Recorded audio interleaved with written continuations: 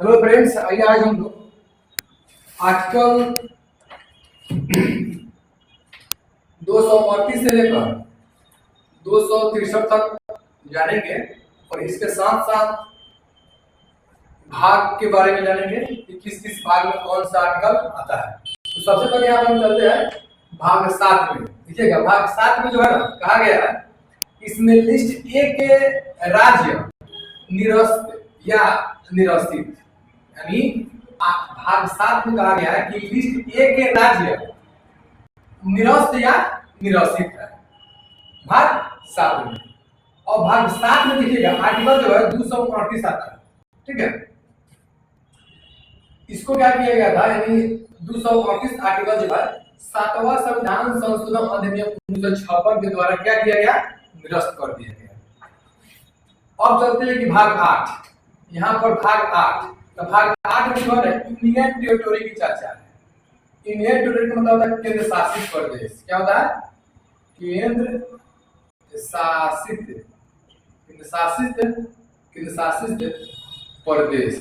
केंद्र शासित प्रदेश यानी इंडियन टेरिटोरी जो अभी कितना है, 8 हुआ है। ठीक है, इसमें भाग 8 का जो आर्टिकल है 239 से लेकर 242 तक है। 239 से 242 तक भाग 8 के आर्टिकल है। भाग 9 में है पंचायत। भाग 9 में क्या है, पंचायत। इसका आर्टिकल है 243 के ए से लेकर 243 के ओ तक। 73वां संविधान संशोधन 1993 के अधिनियम के तहत है, इसको क्या किया गया, लागू किया गया। ठीक है, उसके बाद भाग 9 के 1 में जो है ना, भाग 9 के 1 में क्या है, नगरपालिका का चर्चा है। भाग 9 के 1 में क्या है, नगरपालिका। और सीधा क्या आएगा भाग 9 में, तो पंचायत। देखिए, भाग 9 में पंचायत, भाग 9 के ए में नगरपालिका।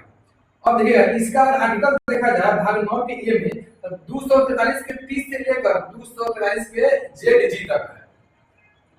इसको 74वां संविधान संशोधन अधिनियम 1993 के तहत जोड़ा गया। ठीक है, देखिएगा दोनों को जोड़ा गया 1993 में, लेकिन अधिनियम अलग है। यह है पंचायत है 73वां संविधान संशोधन 1993, 9 के ए है नगरपालिका, इसको जोड़ा गया 74वां संशोधन 1993 अधिनियम के तहत। भाग 9 के बी में है सहकारिता। क्या है, सहकारिता। इसका आर्टिकल है 243 के जेड ए से लेकर 243 के जेड टी तक। इसको 97वां संविधान संशोधन 2011 का अधिनियम के तहत जोड़ा गया। ठीक है, यहाँ पर भाग 10 में है एसी और एसटी प्रशासन। 1989 में आया। भाग 10 में क्या है, एससी और एसटी।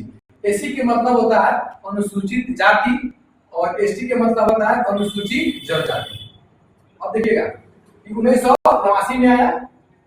इसका आर्टिकल है 244 से 244 के क, यानी भाग 10 में आर्टिकल आता है 244 से लेकर 244 के क तक। 244 में क्या प्रावधान, इसके बारे में जानते हैं।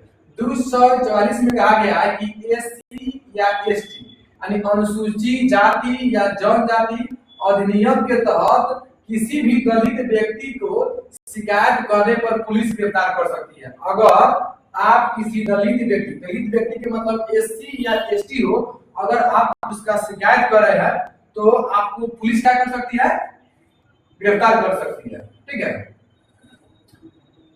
दलित व्यक्ति शिकायत करेगा कि हमको यह कहा है या बोल रहा है कि यह काम नहीं करो, यानी कहने का मतलब अगर वो शिकायत कर दिया और एसटी होना चाहिए और एससी होना चाहिए, तो आपको पुलिस गिरफ्तार कर सकती है। आर्टिकल 244 के कौन में कहा गया है कि असम राज्य के एसटी की प्रशासन की चर्चा है। ठीक है, एसटी मतलब होता है अनुसूचित जनजाति। एससी नहीं, अनुसूचित जनजाति की चर्चा, यानी अनुसूचित जनजाति कहाँ के, तो असम राज्य के। इसका आर्टिकल है 244 के क। यहाँ पर भाग 11 में कहा गया कि केंद्र राज्य के बीच संबंध, यानी केंद्र राज्य के बीच संबंध किस आर्टिकल में है, तो भाग 11 में है। और इसका आर्टिकल आता है 245 से लेकर 263 तक। तो हम लोग कल जानेंगे 245 से लेकर 263 में क्या क्या प्रावधान है जो भाग 11 में आता है। आई होप, मैं ऐसा करता हूँ कि आप लोग भाग 7 और इसमें कौन कौन से आर्टिकल आता है। उसके बाद इसके साथ साथ हम देखे जाए कि अगर अनुसूचित जाति और जनजाति अगर शिकायत कर दे रहा है तो पुलिस आपको गिरफ्तार कर सकती है आर्टिकल 244 के तहत। तो फिर मिलते हैं अगले वीडियो में। जय हिंद, जय भारत।